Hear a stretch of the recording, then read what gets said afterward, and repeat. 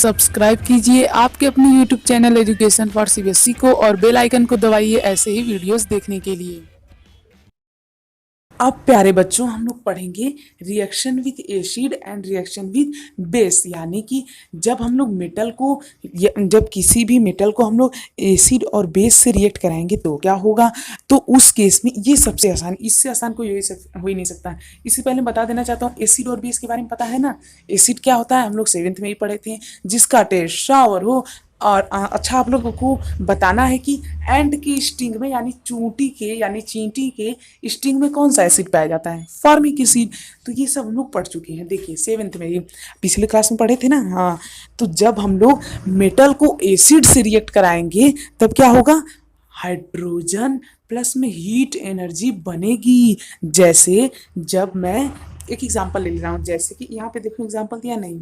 देखिए जब हम लोग बात करते हैं magnesium plus HCl, magnesium plus में 2 टाइम्स HCl, जब ये दोनों रिएक्ट करेंगे तो क्या बनेगा, तब बनेगा MgCl2, that is magnesium chloride plus में हाइड्रोजन। अब आप लोग इस पे नहीं जाइए कि ये क्या लिखा है, ये क्या लिखा है, ये क्या लिखा है। आप लोगों को जाना है इस पे, क्योंकि आपका सिलेबस ये नहीं है कि ये कैसे कैसे रिएक्ट कर रहा है। ठीक, आपको बस इतना याद रखना है, लिख लीजिए कि जब भी एसिड मेटल के साथ रिएक्ट करेगा या फिर मेटल और एसिड का जब जब रिएक्शन होगा तब तब क्या होगा, हाइड्रोजन गैस फॉर्म होगी और हीट एनर्जी प्रोड्यूस होगी।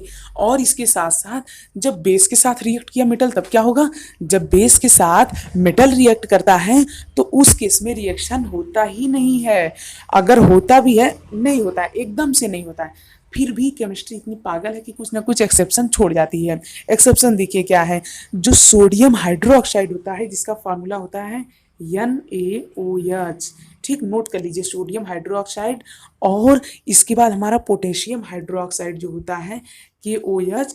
वो दोनों ये जो दोनों होते हैं ये दोनों क्या कर जाते हैं, ये दोनों कुछ बेसिस के साथ रिएक्ट कर जाते हैं। मतलब कि कहते हैं हाँ चलो हम लोग काम चला लेंगे, हम लोग रिएक्ट कर लेंगे। तो ये 2 एक्सेप्शन है जिन्हें आपको क्या करना है, याद करना है। तो हमने क्या देखा कि एसिड अगर मेटल और एसिड का रिएक्शन होगा तब क्या होगा प्यारे बच्चों, उस समय हाइड्रोजन गैस फॉर्म होगी। अगर बेस का रिएक्शन हुआ मेटल के साथ तब क्या होगा, रिएक्शन होगा ही नहीं, सिर्फ यही 2 जो होते हैं यही 2 रिएक्शन करते हैं। ठीक, समझ में आया। अब हम लोग पढ़ेंगे इनके यूजेस के बारे में। उससे पहले एक डिस्प्लेसमेंट रिएक्शन जान लेते हैं। यह आप लोगों के लिए उतना इंपॉर्टेंट नहीं है क्योंकि ये 10th का है, फिर भी हम लोग जानते हैं कि देखिए डिस्प्लेसमेंट रिएक्शन का मतलब क्या होता है कि कोई भी रिएक्शन में एक ऐसा कंपाउंड, एक ऐसा सब्सटेंस ले लेना जो कि एक को लात मार के भगा दे। जैसे एग्जांपल देखेंगे और अच्छे समझ में आएगा। मान लीजिए ये है फेरस प्लस में, राइटिंग पे मत जाइएगा ये बोर्ड नहीं है ना इसी वजह से, CuSO4 यानी कि कॉपर सल्फेट। तो इससे क्या बनेगा, इससे बनेगा ferrous sulphate plus copper, ferrous sulphate plus copper. अब देखिए मैं आप लोग समझा रहा हूँ, ये यार राइटिंग बहुत घटिया है। देखिए फेरस प्लस कॉपर सल्फेट से क्या बना, फेरस सल्फेट प्लस कॉपर। अब देखिए कॉपर सल्फेट के साथ यदि मैं फेरस का रिएक्शन करा दिया यानी कि आयरन का रिएक्शन, ये आयरन का सिंबल है ठीक, यदि मैं आयरन का रिएक्शन करा दिया तो मेरे पास में क्या बच जाएगा, फेरस सल्फेट और बच जाएगा कॉपर। तो यहाँ पे पहले सल्फेट किसके पास था, मान लीजिए सल्फेट एक है हीरा, पहले हीरा किसके पास था, कॉपर के पास, पर अब किसके पास आ गया, फेरस के पास आ गया।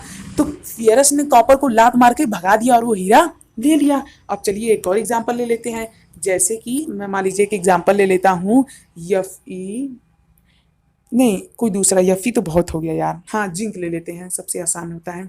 देखिए ये हो गया जिंक प्लस में CuSO4। अब एक ही क्यों ले रहा हूँ, ताकि आप लोगों को आसानी हो। अब इससे क्या बन जाएगा, इससे बन जाएगा जिंक के पास आ जाएगा हीरा और बच जाएगा कॉपर अकेला। तो कहीं ना कहीं जब ऐसा रिएक्शन हो, जब कोई एक सब्सटेंस दूसरे को लात मार के भगा रहा हो, तो उसे क्या कहते हैं बच्चों, डिस्प्लेसमेंट रिएक्शन कहते हैं। इसके लिए आप लोगों को रिएक्टिविटी सीरीज जो कि आपके एनसीईआरटी में दी हुई है और आपके बुक में भी दी हुई होगी, तो उसे आप लोग को याद करना होगा। अब बात करते हैं इनके यूजेस के बारे में। इससे पहले यदि आपने हमारे चैनल को सब्सक्राइब नहीं किया तो प्लीज़ सब्सक्राइब कर लीजिए, और ऐसे ही वीडियोज़ के लिए फटाफट से हमारे चैनल पर विजिट कीजिए। बहुत मेहनत की है आप लोगों के लिए, फ्री ऑफ कास्ट पढ़ा रहा हूँ, तो सब्सक्राइब तो कर ही दीजिए।